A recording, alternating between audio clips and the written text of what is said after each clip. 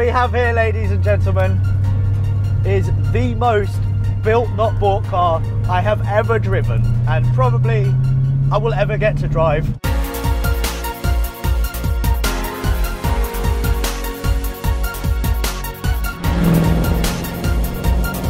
My name's Ross Bradley and it's a 360i BMW E30. The reason it is a 360i because it has a V8 Chevrolet engine in it.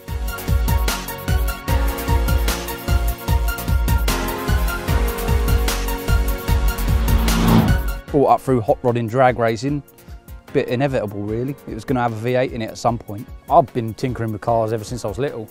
Always been building engines, always been messing around with something, always making things, and that's where the engineering came in as well. So I'm getting that just V8 muscle sound, I'm getting the turbo spool, I'm getting the dump valves. My whole body is tingling. I love it. Right, we've got two twin turbos, which are TO4Es, which are off of an Iveco truck. Engine is fully forged, forged crank rods and pistons, all handmade self-induction that I all handmade with the dump valve. The intake is Edelbrock, which is all aftermarket, which you can buy off the shelf from America. Injectors are 880cc a piece, which works out quite a bit of fuel in. Serpentine kit on the front with a long water pump. Twin tile 44mm wastegates. Coil packs are from a Ford KA, believe it or not. Fuel pressure regulator, fuel rails, brake pots, two-stage boost control, billet aluminium radiator. All the exhaust manifolds and downpipes right the way through to the back is all handmade. 3-inch straight through from the back of the turbos to the back box and 3-inch twin tailpipe out the back.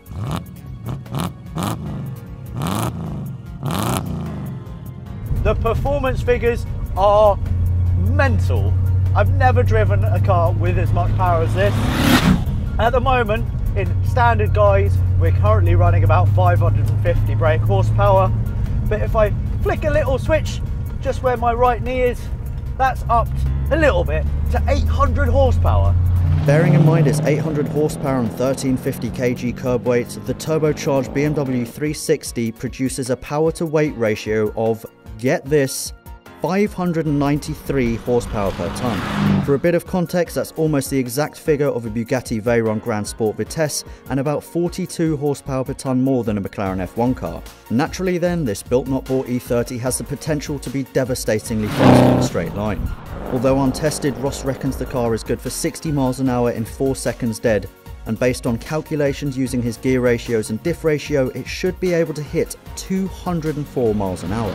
Other modifications I've done, whole rear end's been cut out and redone, custom shafts, custom trailing arms, brakes, fronts are off of an Evo 8, they're 330mm discs with AP Racing 6 pots, and the rears are BMW Z4 discs 300mm with Brembo Porsche 4 pots. This is a one of a kind. It's just insane. It looks amazing. The finish is stunning. The engineering that's gone into this car is second to none. Ross himself is an engineer, so everything that's been made has been made to fit. The stuff that he's put into this car is absolutely incredible. The gearbox is from a Mark III Supra. We've got a diff from an E28 M5. We've got Porsche calipers. You know, the list is absolutely endless. He just thought, stuff it. Why not? It could work. I'm going to make it work. Customising and cutting and welding, that's what I like doing. That's the best bit, making things fit. When a lot of people turn around and say, how did you fit that in there? Well, you make it fit. It don't just go in there on its own. You make things to make it fit.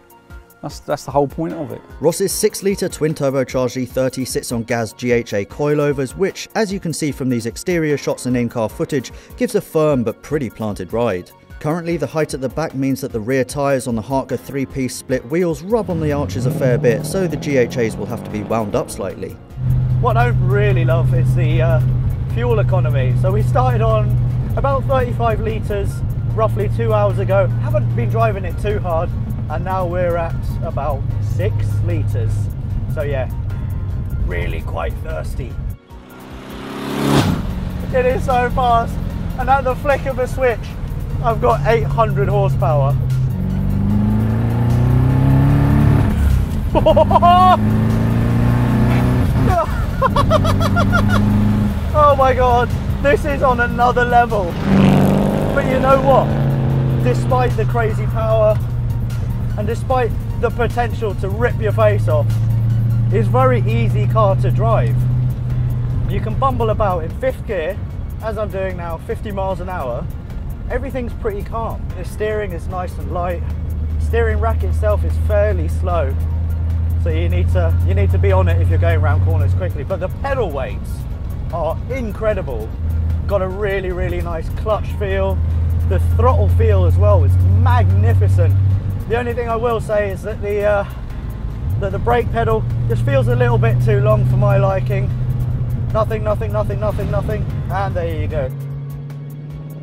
Obviously, with 17x10J wheels on the rear, grip is very acceptable at moderate cornering speeds and quarter throttle. I didn't want to push the car any harder than that because 1, I'm not Chris Harris, and 2, if I'd have lost control, I have the feeling that Ross would have taken me back to his garage and welded my face to an axle stand. The amount of time I put into it is, I probably couldn't even put into numbers really. It's years and years of hard labour. Money, I'd throw what I've got at it. It's took everything I have really, but I'm getting to the stage where I'm quite happy with it, so hopefully I can save some money now. Oh, to put a V8 in an E30 and then to put 2 turbos on it just because you can. I really, really admire what Ross has done, and I wish I knew how to do it, because if I had his expertise, Lord knows what I would do. Oh. Troubles throughout the build has been pretty straightforward really, but it's more of the after, the tinkering, the teething problems it has. I mean, I've had a couple of fires, turbos have been letting go, smoking, oil leaks, and that's just customising. That's what building the car's all about. I'll never give up on it. There was points where I was thinking it will never get done, it will never get done, it will never see the road, but it did. It got there at the end. You just got to keep pushing, keep going. A guy like Ross, a normal guy, is proof that you can make anything you want if you put your mind to it. You've got to do a bit of research obviously, and you've got to know what you're doing. But if you're umming and ahhing and thinking, oh, I'd really like to have something cool, but I'm not really sure if I've got the time, make time. If you're a car guy, you'll make time.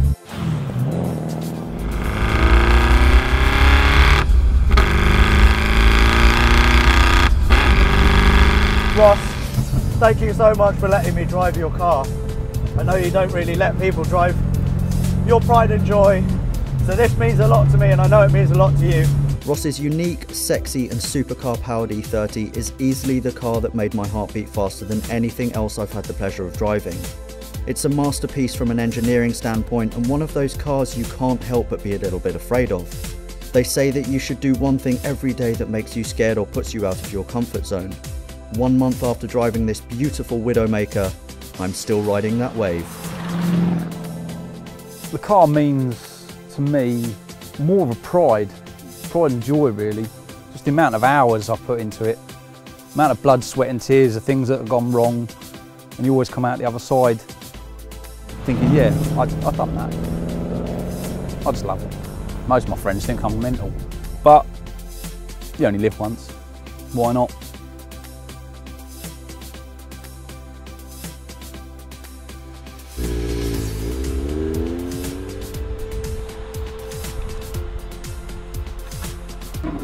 Oh yeah. That's looking good.